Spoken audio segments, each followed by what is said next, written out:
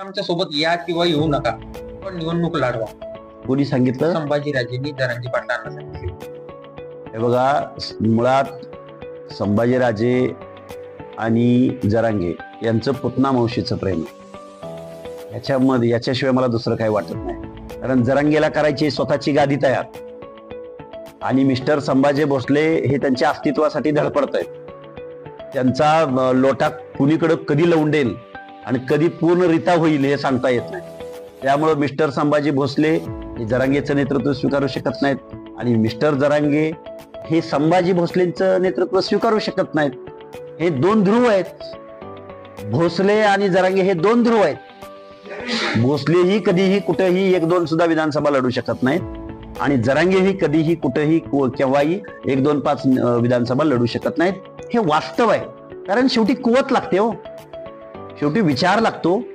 पक्ष कधी निर्माण होतो, चळवळ कधी निर्माण होते, नेतृत्व कधी निर्माण होतात, ज्यावेळी त्यामध्ये बेसिक तत्व असतं, त्यामध्ये न्यायाचं तत्व असतं, त्यामध्ये मानवतेचं तत्व असतं, त्यामध्ये सर्वांना बरोबर घेऊन जाण्याचा विचार असतो, ज्यामध्ये राष्ट्राची भावना असते, ज्यावेळी राष्ट्र निर्माण करण्याची भावना असते, देश भावना प्रबळ असते, एखादी चळवळ एखाद्या हेतून प्रेरित असते, आणि त्या हेतूचा बेस हा इथिकल असतो, त्यावेळी चळवळ निर्माण होते, त्यावेळी आमदार खासदार निर्माण होतात.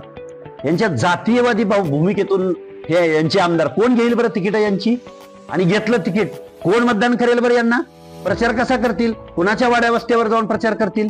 त्यामुळे हे सगळं निवडणुकीच्या अगोदरचं नुसतं कायदुळ आहे. याच्यामध्ये मला वाटत नाही कुठलाही बेसा. इथून पुढं लवकरच आता विधानसभेच्या निवडणुका लागतील. आम्हाला त्यासाठी या राज्यात राज्यभर फिरावं लागणार आहे, आणि आमच्या ओबीसी बांधवांना जाग करून ज्या मराठा आमदारांनी, ज्यामधील ओबीसी SC ST समाजातील सुद्धा असतील, ज्यांनी जरांगेंना आंतरवाली सराटीत जाऊन पाठिंब्याचे पत्र दिले, तेही ओबीसी मधूनच आरक्षण द्यावं असे पत्र दिले, त्या सर्व आमदारांना पाडण्यासाठी आम्ही प्रयत्न करणार आहोत, आणि नक्कीच यामध्ये आम्ही यशस्वी होणार आहोत. आणि ज्यांनी सपोर्ट जरांगेंना केलाय यांना आम्ही घराचा रस्ता दाखवणारच आहोत.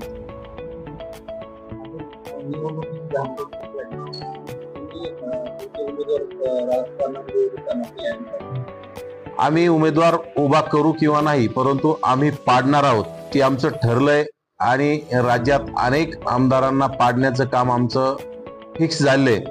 त्यांची यादी सुद्धा आम्ही तयार करत आहोत. मराठवाड्याची यादी तयार झाली आहे.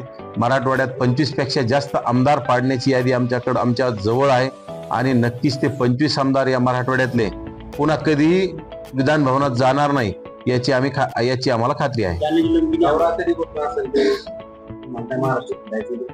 दौरा आता आम्ही 2-3 दिवस, आता उद्या किंवा परवा आम्हाला डिस्चार्ज होईल, त्यानंतर थोडं आता कुटुंबाकडे सुद्धा गेलं पाहिजे, वेळ त्यांना 1-2 दिवस दिला पाहिजे. त्यानंतर आमचा 2 तारखेला पहिला मेळावा आमचा चंद्रपूरला आहे, तिथून आमची सुरुवात आहे. आमचा एक 22 तारखेचा मेळावा मिस झालेला आहे या आपल्या उपोषणामुळे. 22, 24, 27 आणि 29 हे मेळावे मिस झाले. त्यांची आता तारखा आम्ही पुन्हा रिपीट देऊन ते मेळावे सुद्धा कंप्लीट करणार आहोत. आणि या मेळाव्याच्या माध्यमातून ज्यादा आणखी काही मेळावे येत राहतील, तिथं जाऊन आम्ही येथील प्रत्येक तालुक्यात जाऊन प्रत्येक तालुक्यातील ओबीसी समाजाला जागा करून जातीवाद्यांना घराकडे पाठवणार आहोत.